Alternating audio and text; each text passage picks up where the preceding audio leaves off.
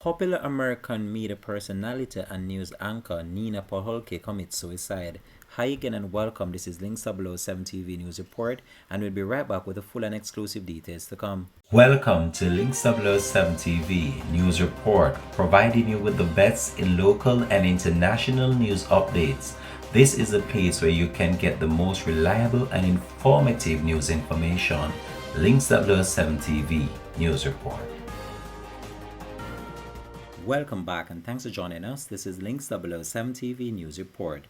A popular Wisconsin TV anchor and former college basketball star has been found dead at the age of 27 after appearing to taking her own life. Neena Pacholke, a former point guard for the University of South Florida's women's basketball team and morning time news anchor at Channel 9, was found dead during a welfare check by police at her home on Saturday. Pacholke's colleagues at the news station where she worked since 2017 expressed shock over her sudden passing. The popular news anchor was said to be getting married in 2 weeks' time, but was devastated by the loss of her first love, who passed away from cancer. Links 007 TV will continue to track this story and provide more information to come on this. Thanks for watching.